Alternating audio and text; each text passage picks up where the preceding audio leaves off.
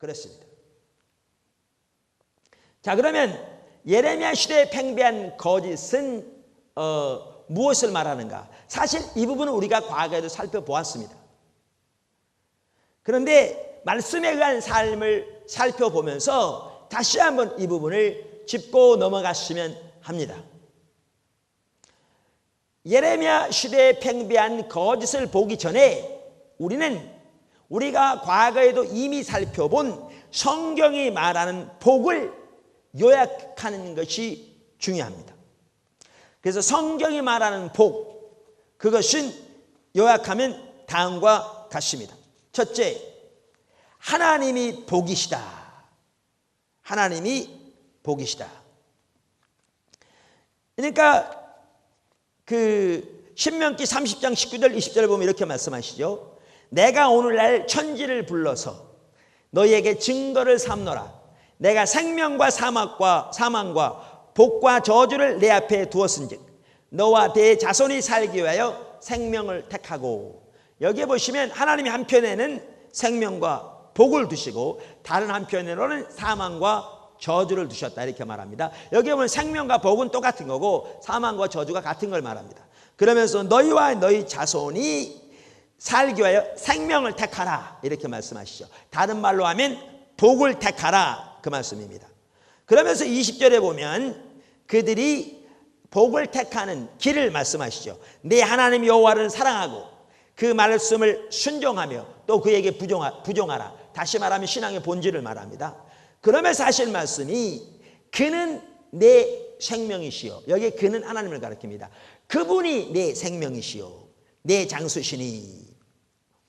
그래서 여기에 보시면 성경에 말하는 복을 이해하는 데 있어서 아주 중요한 게 뭐냐면 성경에 의하면 하나님 그분이 곧 복이요 생명이라는 겁니다. 그러니까 성경이 말하는 복은 하나님이 우리에게 주신 그 무엇이 아니라 하나님 그분이 복이라는 것이죠. 특별히 신명기 30장 2구절은 복에 대해서 말하는 구절로서 매우 중요합니다. 그래서 하나님이 복이시다. 바꿔 말하면 하나님이 생명이시다. 그 다음에 둘째, 성경이 말하는 복을 요약하면서 하나님은 하나님과 함께하는 자에게 함께하시고 하나님을 버리는 자를 버리신다. 그러니까 역대 15장 2절만 하더라도 우리가 이거 볼 수 있죠. 저가 나가서 아사를 맞아 이르되 아사와 및 유다와 베냐민의 무리들아 내 말을 들으라. 너희가 여호와와 함께하면 여호와께서 너희와 함께하실지라. 너희가 만일 저를 찾으면 저가 너희의 만난 바 되시려니와 너희가 만일 저를 버리면 저도 너희를 버리시리라. 우리가 과거에도 여러 구절들을 추가로 살펴봤습니다만 성경에 보면 우리 하나님과 함께하면 하나님들이 함께하신다. 이 말은 다른 말로 하면 우리 하나님을 존중하면 하나님들이 존중하신다. 바꿔 말해 또 하나님을 찾으면 하나님 만난 바 되신다. 하나님께 가까이 하면 하나님도 우리가 가까이 하신다. 이게 다 같은 거라고 그랬죠. 혹은 하나님께 돌아가면 하나님도 돌아오신다. 반면에 우리가 하나님을 버리면 하나님도 우리를 버리신다. 바꿔 말하면 하나님을 멸시하면 하나님들을 멸시하신다. 이 하나님을 멸시한다는 말은 하나님 말씀을 멸시한다는 것과 똑같은 겁니다. 그래서 우리가 호세아 4장 6절에도 봤듯이 너희가 지식을 버렸으므로 나도 너를 버려. 그리고 너희가 율법을 잊었으니 나도 내 자녀를 잊어버리라. 이렇게 말씀하신 것처럼 우리가 하나님을 멸시하는 것과 하나님의 말씀을 멸시하는 것이 같이 가고 그러면 하나님도 우리를 멸시하리라. 버리시리라. 이렇게 말씀하시죠. 그래서 성경의 법칙은 우리가 하나님과 함께하면 하나님도 우리와 함께하시고 하나님을 우리가 버리면 하나님도 버리신다. 그 말이죠. 그 다음에 세 번째, 함께한다는 말의 의미. 항상 모든 면에서 그렇듯이 이 경우에도 하나님과 함께한다는 말의 의미가 매우 중요하다고 그랬죠. 왜냐하면 이사야 시대만 하더라도 그 많은 예배에 그 많은 희생과 헌신, 그 많은 기도를 드렸는데 본인들은 자신들이 생각하기에 얼마나 하나님과 함께하고 있다고 생각했겠냐고요. 예레미야 시대에는 오늘날의 인도에까지 가서 특별한 향품을 사다 하나님께 예배를 드렸는데 그들이 얼마나 하나님과 함께하고 있다고 생각했겠느냐고요. 그러나 그 두 시대 모두 하나님께서 저들이 하나님을 버렸다, 하나님을 멸시하고 물러갔다라고 말씀하고 있죠. 그래서 여기서도 의미가 중요한데 우리가 이미 살펴봤기 때문에 제가 간단하게 요약해 넘어갑니다. 하나님과 함께한다는 말은 하나님을 알고 존재를 다하여 사랑하는 신앙의 본질 가운데 거하는 삶이고, 바꿔 말하면 하나님 중심적인 삶을 사는 것을 말하고, 또한 하나님의 주권적인 통치 아래 사는 삶을 말하고, 거기에 하나님을 경외하며 함께 하시죠. 이것들이 다 같이 가죠. 이러한 삶을 사는 것이 하나님과 함께하는 삶이고, 반면에 이 삶에서 떠나는 것이 곧 하나님을 버린 삶이라. 그게 성경적으로는 타락한 삶이요, 아무리 의식이 많아도, 아무리 희생과 기도가 많아도 그것이 하나님을 멸시하는 삶이요, 버린 삶이라. 이렇게 살펴봤죠. 그러면서 우리가 이제 이런 신앙의 법칙과 복에 대해서 말하면서 우리가 어떻게 살펴봤죠? 네 번째, 자, 우리가 하나님과 함께하면 하나님의 우리 삶 속에 하나님의 복이 넘친다. 이 말이 뭐예요? 하나님 그분이 복이라고 그랬는데, 우리가 하나님과 함께하면 하나님이 복이시고 생명이신데 그분이 우리 함께 하시겠다고 그랬죠. 하나님과 함께한다는 말의 의미는 신앙의 본질 가운데 거하는 것이고요, 이렇게 할 때 우리 삶 속에 하나님의 모든 생명이 함께하는 거죠. 그러니까 하나님의 도우심이든지 하나님의 인도하심이든지 하나님의 보호하심이든지 하나님이 우리의 필요를 채우시는 것이라든지 하나님 우리의 기도를 응답하시는 거라든지 하나님의 하나님의 목적을 우리에게 보이시고 우리가 그 일에 동참할 때 하나님의 능력으로 그 일을 이루시는 것이라든지 하나님과 친밀함이라든지, 이 모든 것들이 여기에 이루어지죠. 그러니까 하나님의 생명이란 말은 하나님의 실제인데, 아브라함이 하나님과 동행하는 삶을 살면서 하나님의 모든 실제가 아브라함의 삶 속에 함께하고, 모세의 삶 속에 함께하고, 다윗의 삶 속에 함께하고, 예수님은 더 말할 것도 없고 베드로와 바울의 삶 속에 함께한 것처럼 우리가 이렇게 신앙의 본질의 가운데 거할 때, 성경적인 용어로 하나님과 함께할 때 하나님이 우리와 함께 하시고 그분이 복이요 그분이 생명이기 때문에 그분이 우리와 함께 하시면 하나님의 사람들에게 함께 하셨던 것 같은 그러한 하나님의 실제가, 생명이 우리의 삶 속에 넘치게 되는 것이죠. 이것이 성경이 말하는 복이죠. 반면에 우리가 하나님을 버리면 하나님도 우리를 버리신다고 그러는데, 우리가 하나님을 알고 존재를 다하여 사랑하는 삶에서 떠나고 하나님 중심적인 삶에 떠나 자기 중심적인 삶으로 타락하고, 말로는 하나님을 우리의 왕이라고 그러지만 실제 삶에서는 내 목적과 내 목표와 내 자신의 그 영리와 이익이 내 삶을 주도하는, 내 자신이 나의 왕된 삶을 살면, 그러면 그 하나님을 버린 건데, 하나님 버리면 하나님도 우리를 버리신다고 말씀하셨고 하나님 그분이 생명이라고 그러셨기 때문에 우리의 삶 속에 모든 하나님의 생명, 실제가 거치는 것이죠. 그래서 예수님 시대 종교 지도자들만 하더라도 그렇게 철저하게 나름대로 성경을 연구하고 그렇게 나름대로 철저하게 613가지의 율법을 지키고 나름대로 철저히 기도하고 금식했을지 모르지만, 이렇게 하나님의 관점에서 하나님을 버렸기 때문에 하나님도 그들을 버려 교리적으로는 모든 하나님의 말씀을 그대로 믿되 그 하나님의 실제가, 하나님의 생명이 그들의 삶 속에 철저히 고갈되어졌죠. 하나님은 그저 이론에 불과했죠. 하나님은 그저 성경에 나오는 교리를 다 믿지만 성경에 나오는 하나님의 그런 실제가 그들의 삶 속에 철저히 고갈돼. 이게 하나님의 생명이 거친 거죠. 어느 시대든지 신앙이 타락하면 이렇게 하나님의 생명이 거치게 되는 것이, 하나님 그분이 생명이신데 우리가 하나님 버리면 하나님 우리를 버리시기 때문에 하나님의 생명이, 실제가 고갈되지요. 이론은 가득합니다. 거기에 모든 교리를 올바로 믿을 수 있습니다. 정통적으로, 보수적으로. 또한 더 나아가서 하나님께 대한 많은 희생과 제사도 있을 수 있습니다. 헌신도 있을 수 있습니다. 문제는 하나님의 실제 생명이 거치게 되는 것이죠. 하나님과 친밀함, 하나님의 임재, 하나님의 우리의 기도를 응답하신 등등 모든 실제가 거치게 되는 것이죠. 자, 이러한 성경이 말하는 복에 대한 이해를 먼저 가지고 이제 예레미야 시대에 팽배했던 그 거짓의 문제를 살펴보고자 합니다. 우선 그 당시에는 거짓이 참 팽배했습니다. 그래서 예레미야서 몇 구절만 보더라도 우리는 이러한 부분들을 명백하게 볼 수 있습니다. 예레미야 5장 31절, 선지자들은 거짓을 예언하며, 여기 보십시오. 선지자들이 거짓을 예언했다고 말하고 있습니다. 제사장들은 자기 권력으로 다스리며 내 백성은 그것을 좋게 여기니 하나님 백성들이 거짓을 좋아했다고 말하고 있죠. 그 결국에는 너희가 어찌하려느냐. 6장 13절 이는 그들이 가장 작은 자로부터 큰 자까지 다 탐남하며 그러니까 탐심으로 가득하며 선지자로부터 제사장까지 다 거짓을 행함이라. 여기도 보면 다 거짓을 행했다고요.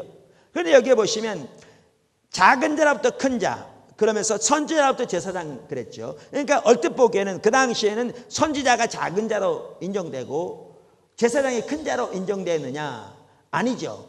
어떤 학자가 주석에서 말하는 것처럼 이 말은 선지자건 제사장이건 작은 자부터 큰 자까지 총체적으로 그랬다. 이렇게 이해하는 것이 더 옳다. 이 구절을 이렇게 말하는데 저도 그 구절이 옳다고 생각합니다. 그러면서 여기에 보시면 선지자건 제사장이건 작은 자부터 큰 자까지 그 중심에 탐심이 가득하며 그 결과로 어떻게 했는가? 거짓을 행했다고 말하고 있죠. 예레미야 8장 5절 이 예루살렘 백성이 항상 나를 떠나 물러가면 어찌미뇨 그들이 거짓을 고집하고 돌아오기를 거절하도다. 8장 8절 너희가 어찌 우리는 지혜가 있고 우리에게는 여호와의 율법이 있다 말하겠느냐. 참으로 서기관의 거짓붓이 거짓되게 하였도다. 그래서 여기에 보시면 선지자건 제사장이건 서기관이건 나중에 보면 율법사건 모두가 다 거짓을 전했고 거짓이 팽배했고 하나님의 백성들은 거짓을 좋아했다 이렇게 말하죠. 이처럼 예레미야 시대는 거짓이 팽배했는데 그러면 하나님은 뭘 두고 거짓이라고 그러느냐를 봐야 우리가 오늘 지금 말씀에 의한 삶을 살펴보고 있는데 말씀에 의한 삶에서 이 부분이 어떻게 적용되는가를 볼 수가 있죠. 그것이 뭘 의미하는가를 보아야. 그러면 여기 그 당시에 무엇을 두고 하나님이 거짓이라고 그랬는가 이것을 이해하기 위해서 중요한 한 구절이 아까 읽었던 예레미야 6장 13절입니다. 거기 보면 이렇게 말하죠. 이는 그들이 가장 작은 자로부터 큰 자까지 탐남하며 탐심으로 가득하며 그 말이죠. 선지자로부터 제사장까지 다 거짓을 행함이라. 그러면 14절에 뭐라고 말하고 있는가 하면 그들이 내 백성의 상처를 심상히 고쳐주며 이 말은 대수롭지 않게 고쳐주며 여기며 말하기를 이런 뜻입니다. 평강하다 평강하다 하나 평강이 없도다. 그러면 하나님은 뭘 지금 거짓이라고 그러냐면 평강이 없는데 평강이 있다고 말한다고 해서 그것을 거짓이라는 겁니다. 근데 여기에 평강이란 말을 우리가 이 말을 잘 이해하려면 평강의 말을 올바로 이해해야 되는데 평강하면 우리는 영어로 peace 그러잖아요. 근데 히브리어로 이 말은 샬롬 그 말입니다. 우리 일반적으로 peace 혹은 평강 그러면 얼뜻 생각하기에 우리 마음이 평안한 상태이란 것을 평강이라고 인식합니다. 그런데 성경이 말하는 샬롬은 그저 마음속에 단순한 평안한 상태를 말하는 게 아닙니다. 성경이 말하는 샬롬은 하나님이 우리의 모든 삶의 영역을 통치하심으로써 그곳에 하나님의 생명이 넘치는 것을 말합니다. 그러니까 신약 성경의 그 사도행전에 보면 이 구약의 샬롬 평강을 신약에는 에이레네라고 평강이라고 말하는데 하나님의 평강이 함께 하시자 이 말은 교회 가운데 하나님의 통치 가운데 생명이 넘치자 날마다 믿는 자가 더해갔다 이렇게 말하고 있거든요. 그러니까 우리의 모든 삶의 영역에 하나님이 주권적으로 통치하심으로 하나님의 임재가 함께 하심으로 그곳에 하나님의 생명이 넘치는 것을 말합니다. 이렇게 볼 때에 아까 살펴본 보십시오. 하나님께서 신명기 30장에서 내가 너희 앞에 한쪽으로는 복과 생명 다른 쪽으로는 사망과 저주를 두었다 이렇게 말씀하셨는데 이 복, 생명이 평강과 정확하게 같은 것을 말합니다. 정확하게 같은 것을 말합니다. 자 그러면 이 말이죠. 하나님이 그럼 예레미야 시대에 그토록 거짓이 팽배했다. 선지자건 제사장이건 율법사건 서기관들이건 다 거짓을 전했다 이렇게 말하고 심지어 그 당시 백성들이 다 거짓을 좋아했다. 이 이유는 지도자들이건 백성들이건 그 중심에 탐심이 가득했기 때문이라 이렇게 말씀하시면서 그럼 뭐를 그 거짓이라고 그러는가? 하나님의 복이 없는데 하나님의 생명이 없는데 하나님의 평강이 없는데 평강, 생명, 복이 있다고 전했다고 해서 그것을 거짓이라고 말하는 겁니다. 그것을 거짓이라고 말하는 거죠. 자, 그러면 문제는 여기까지 보면 우리가 크게 그럴 수도 있겠다 뭐 이렇게 생각하는데요. 사실 우리가 이 부분을 좀 더 자세히 보면 이 심각성을 볼 수 있습니다. 특별히 오늘 주제와 관련해서 말씀에 의한 삶과 관련해서 그 심각성을 볼 수가 있습니다. 그러니까 그 당시 선지자들, 제사장들, 서기관들이 평강을 외쳤다고 그랬는데, 혹은 평화를 외쳤다고 그랬는데, 심각한 게 뭐냐 하면 그들은 나름대로 성경적인 근거를 가지고 평강을 외쳤다는 것입니다. 이게 이제 두려운 겁니다. 나름대로 성경적인 근거를 가지고 외쳤다는 겁니다. 성경적인 근거를. 그러니까 몇 구절만 보아도 우리가 이 부분을 선명히 볼 수 있는데요. 제가 몇 구절 쭉 읽어보겠습니다.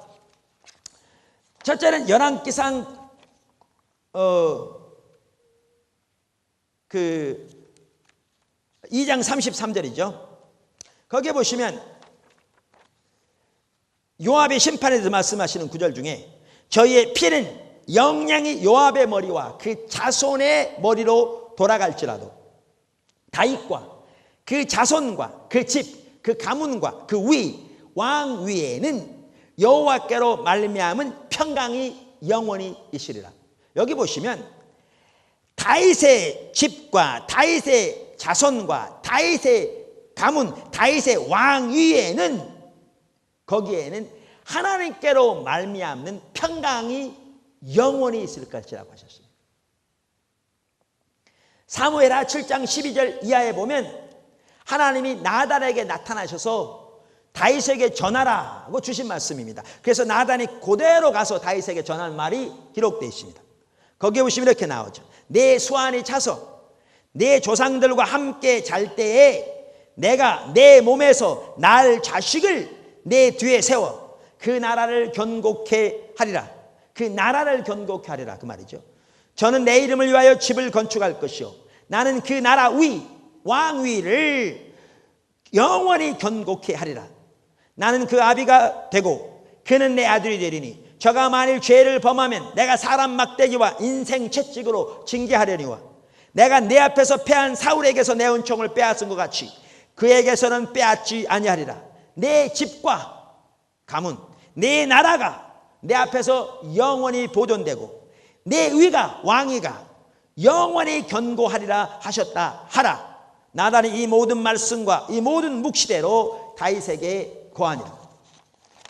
그뿐만 아니라 열왕기상 9장 3절은 이렇게 말합니다. 2절부터 읽겠습니다. 여호와께서 전에 기브온에서 나타나심 같이 다시 솔로몬에게 나타나사 저에게 이르시되 내가 내 앞에서 기도하며 간구함을 내가 들었은즉 내가 너의 건축한 이 전을 거룩하게 구별하여 나의 이름을 영영히 그곳에 두며 나의 눈과 나의 마음이 항상 거기 있으리라. 항상 거기 있으리라. 역대상 23장 25절 다윗이 이르기를 이스라엘 하나님 여호와께서 평강을 그 백성에게 주시고 예루살렘에 영원히 거하시나니. 여기 보실래요? 하나님께서 다윗의 가문과 왕위와 다윗의 나라에 영원한 평강을 약속하시고 그 나라가 영원히 보존되고 그 왕위가 영원히 지속되리라고 하셨습니다. 당연히 이것은 메시아를 통한 하나님의 약속을 말하죠. 그러나 이것은 솔로몬에게 주셨고 그 당시에도요. 자 보십시오. 뿐만 아닙니다. 하나님께서 솔로몬을 통해 하나님의 전을 짓게 하시고 하나님이 예루살렘에 영원히 거하며 하나님의 이름을 그곳에 영영히 두며 하나님의 눈과 마음이 항상 거기 머물고 예루살렘에 영원히 거하시겠다고 그랬습니다. 여러분, 그래서 그 당시에 선지자들, 제사장들, 율법사들이 나름대로 성경을 기초로 평강을 전했습니다. 왜냐하면 그 당시 왕이 다윗의 자손이었거든요. 그 나라가 다윗의 나라였거든요. 그 왕위가 다윗의 왕이었거든요. 그래서 그들은 성경에 약속된 대로 하나님이 다윗에게 주신 그 약속을 토대로 해서, 하나님의 언약을 토대로 해서, 하나님의 말씀을 토대로 해서 그 나라는 영원히 보존될 것이고, 하나님이 그 나라에 영원한 평강과 복을 주실 것이며, 하나님이 영원히 자기 이름을 두시고 하나님이 영원히 거하시겠다고 하신 그 예루살렘 성전에서 오늘도 성전 예배를 하나님께 드렸기 때문에 하나님께서 그 나라를 지켜주시고 보존해 주실 것이라고 외쳤습니다. 근데 하나님은 그것을 두고 거짓이라고 말씀하시는 겁니다. 하나님이 거짓이라고 말씀하신 겁니다. 다른 것도 아니고 그것을 두고. 여기에 문제가 있는 거죠. 그럼 왜 이게 거짓이냐는 겁니다. 왜 이게 거짓이냐는 겁니다. 이걸 보아야 성경이 말하고자 하는 의미를 볼 수가 있죠. 그래서 우리가 조금 전에 뭘 살펴보았냐면 성경이 말하는 복을 살펴보았다고요. 성경이 말하는 생명을, 성경이 말하는 샬롬을, 평강을. 그래서 하나님 그분이 복으로서 우리가 하나님과 함께 할 때, 이 말은 하나님을 알고 우리의 존재를 다해 사랑하는 신앙의 본질 가운데 거할 때, 하나님 중심적인 삶을 살 때, 하나님 주권적인 통치 가운데 거할 때 하나님도 우리와 함께 하실 것이고, 그때 하나님 그분이 복이요, 하나님 그분이 생명이요, 그분이 샬롬, 평강이기 때문에 그 삶 속에 하나님의 모든 생명이 넘치게 될 거라고요. 반면에 하나님 백성이 바로 그 삶에 떠나는 것이 하나님 버린 건데, 그러면 하나님도 버려 이 모든 생명이 거쳐질 거라고요. 거쳐질 거라고요. 이론은 가득할지 모르지만, 그래서 하나님의 약속이 성취되는 것도 하나님의 생명 중에 하나이기 때문에 하나님의 백성들이 신앙의 본질 가운데 거해야, 하나님의 주권적인 통치 가운데 거해야 하나님 중심적인 삶의 거해 약속이 이루어집니다. 그래서 우리가 과거에 살펴본 대로 성경에 보시면 출애굽기 19장 3절 이하에 너희가 내가 너희를 내게로 인도했다. 나와의 친밀한 교제 가운데서 내 언약을 지키고 내 말씀을 청정하면 너희가 내게 대해 제사장 나라가 될 거라고 약속하셨는데, 호세아서 4장 6절에 보면 너희가 지식을 버렸으니, 하나님을 아는 지식을 버렸으니 나도 너희를 버려 내 제사장이 되지 못하게 할 것이요, 이렇게 말함으로써 저들이 신앙의 본질에서 떠나, 성경적인 용어로 말하면 하나님을 버려, 하나님도 저들을 버림으로 그들에게 주어진 하나님 약속이 거두어지는 것을 말해줍니다.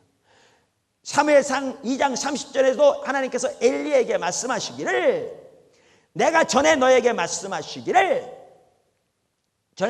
전에 말씀하시기를 너와 내 조상의 집이 내 앞에 영영히 향하리라 하였으나 이제는 그렇지 아니하리니 나는 나를 존중히 여긴 자를 존중히 여기고 나를 멸시하는 자를 내가 멸시하느니라.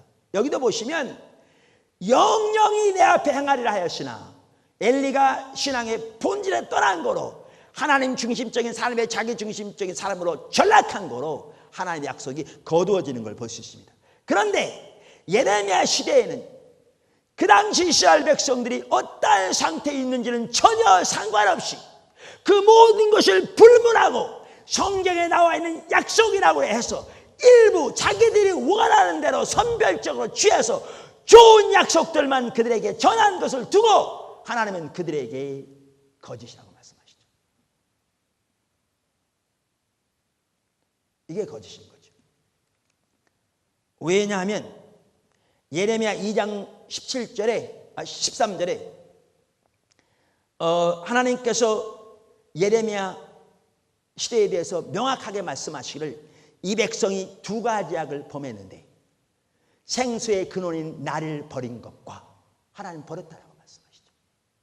하나님을 버렸기 때문에 하나님도 저들을 버려 하나님의 생명이 거칠 뿐만 아니라 하나님의 심판이 코앞에까지 닥친 그러한 상황이죠. 뿐만 아니라 그 23장 16절 이하에 보면 만군의 여호와께서 같이 말씀하시되 너희에게 예언하는 선지자들의 말을 듣지 말라. 그들은 너희에게 헛된 것을 가르치나니 그들의 묵시는 자기 마음으로 말미암은 것이요 여호와의 입에서 나온 것이 아니니라. 그들이 항상 그들이 나를 멸시하는 자에게 이르기를, 하나님을 떠난 자에게 이르기를, 하나님을 멸시하는 자에게 이르기를, 하나님 중심적인 삶을 떠난 자에게 이르기를, 그 말이죠. 너희가 평안하리라, 너에게 생명이 넘치리라, 너에게 복이 있으리라 하니, 똑같은 말입니다. 복이 있으리라 여호와의 말씀이니라 하며, 또 자기 마음에 강팍한 대로 하나님의 길을 따라 행하는 것이 아니라 하나님 중심적인 삶, 이제 자기 마음에 강팍한 대로 세상의 방법대로 자기 방법대로 사는 자기 중심적인 삶을 사는 자들에게 말하기를 재앙이 너에게 임하지 아니하리라 하였느니라. 누가 여호와의 회의에 참여하여 그 말을 알아들었으며 누가 귀를 기울여 그 말을 들었느냐. 하나님과 친밀한 가운데 누가 거하여 하나님의 의중과 의도를 알았느냐, 그 말이죠. 그러면서 22절에 보면 그들이 만일 나의 회의에 참여하였다면 내 백성에게 내 말을 들려서 그들로 악한 길과 악한 행에서 돌이키게 하였으리라. 하나님과 친밀한 교제 가운데서 그들의 영적인 상태를 보고 하나님의 길을 그들에게 제시하였더라면 그 말을 듣고 돌이켜서 그들이 살았을 텐데, 그 말입니다. 그럼 이제 왜 거짓인지 명백히 보입니다. 나름대로 성경에 근거할지 몰라도 영적인 이스라엘 백성들이 처해 있는 상태가 무엇인지 전혀 고려하지 않은 채 그들이 원하는 축복의 메시지를, 그들이 원하는 평강의 메시지를 탐심이 가득하였다. 하나님의 수단에 불과하기 때문에 나름대로 자기 임의대로 성경에 있는 일부를 취하여 주기에 바쁜, 그것을 두고 하나님은 거짓이라고 하죠. 그럼 보십시오. 이들은 교리적으로 정통적이고 보수적일지 모르지만 하나님의 말씀을 취하되 성경이 말씀하시는 의미와 의도와 목적 그대로의 말씀을 취한 게 아니었습니다. 사단이 그렇게 했듯이 그 당시 거짓 선지자들은 자기들의 목적과 목표를 위해 하나님의 말씀을 선별적으로 취하여 자기들의 목적을 뒷받침했을 따름이었죠. 그렇기 때문에 그것이 거짓이었습니다. 그래서 우리가 말씀에 의한 삶을 살려면 하나님이 말씀하신 의도와 의미와 목적 그대로의 말씀이 우리의 생명이 되어야 비로소 말씀에 의한 삶이 가능합니다. 그렇지 않으면 우리는 나름대로 우리 주장대로 성경에 나와 있는 좋은 말만, 사람들이 듣기 좋아하는 좋은 말만 가지고 전하면 그들의 영적인 상태가 어떠한지 상관없이 그것은 성경이 말하는 거짓에 불과할 수 있습니다. 사실 이런 관점에서 오늘날 우리 주위를 보면 우리는 너무나 심각하게 하나님의 말씀을 버린 상태에 있는 걸 볼 수 있습니다. 말씀을 버린 것과 하나님을 버린 것은 같이 갑니다. 그래서 우리 가운데 하나님의 생명이 얼마나 철저하게 고갈되어 있는가 하는 것은 여러분이 더 잘 알 줄 믿습니다. 우리는 성경에 나오는 모든 교리를 다 믿습니다. 그리고 하나님이 하신다는 그 모든 역사들은 이론적으로 다 믿는데 우리의 삶 속에 그 하나님의 생명이 철저히 고갈된 것은 하나님의 백성들이 우리들이 말씀을 버렸기 때문입니다. 그런데 우리는 교리적으로 정통적인 교리를 가지고 있기 때문에 하나님의 말씀을 버렸다는 사실을 꿈에도 생각하지 못한 경우가 많습니다. 그러나 예수님이 그러셨던 것처럼 하나님께서 말씀하신 의미와 의도와 목적 그대로의 말씀이 우리의 생명이 되는 삶이 되지 않으면 우리는 아무리 말씀을 강조해도 그것은 실제로 말씀에 의한 삶이 전혀 아니고 오히려 말씀을 버린, 말씀을 멸시한 삶이 되는 것입니다. 저와 여러분이 진정한 말씀에 의한 삶을 삶으로 하나님이 여호수아에게 약속하신 것처럼 항상 우리를 떠나지 아니하고 하나님이 약속하신 모든 유업을 얻게 하시는 그러한 축복이 넘치기를 예수님의 이름으로 축원합니다.